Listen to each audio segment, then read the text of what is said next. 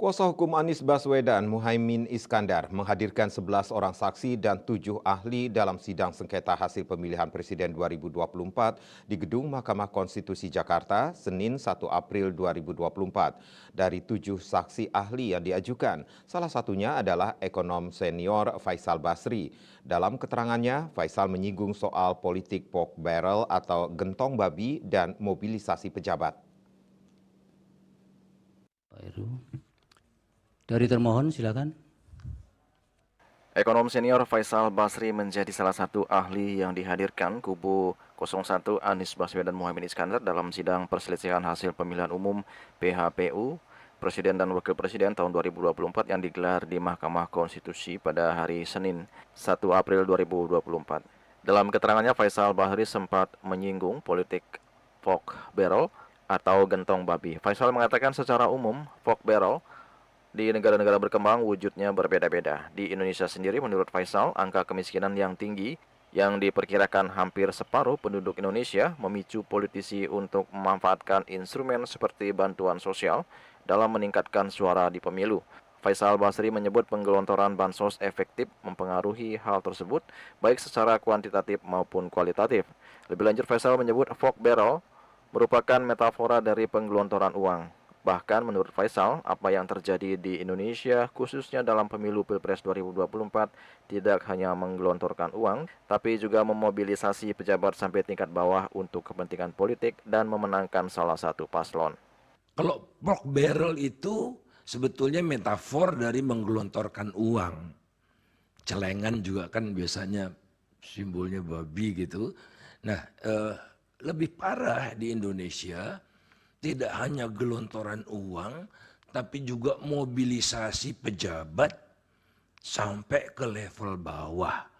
Ini yang saya tunjukkan misalnya Erlangga Tarto ya, yang mengatakan ini sumbangan Pak Jokowi, oleh karena itu harus berterima kasih kepada Pak Jokowi dengan cara memilih yang didukung Pak Jokowi.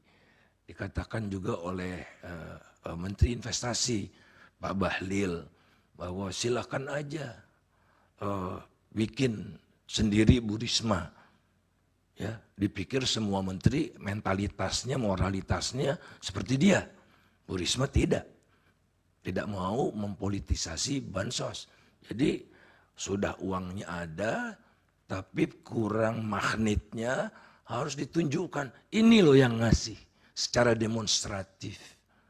Maka Erlangga Hartarto misalnya, dan banyak menteri lagi lah. Tapi yang paling vulgar itu ya Erlangga Hartarto, Bahlil, dan Zulkifli Hasan.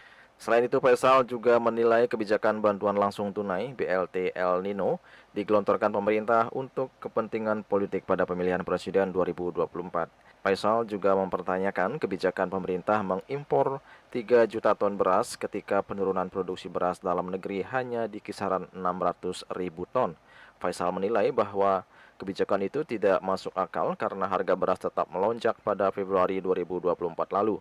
Oleh karena itu, ia berpandangan bahwa bukan tidak mungkin beras itu diimpor untuk kepentingan politik apabila Pilpres 2024 berjalan 2 putaran. Yep. Lazimnya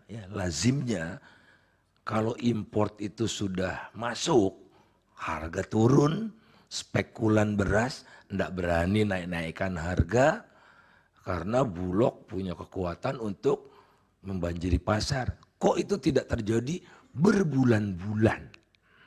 Dan puncaknya bulan Februari. Puncaknya bulan Februari.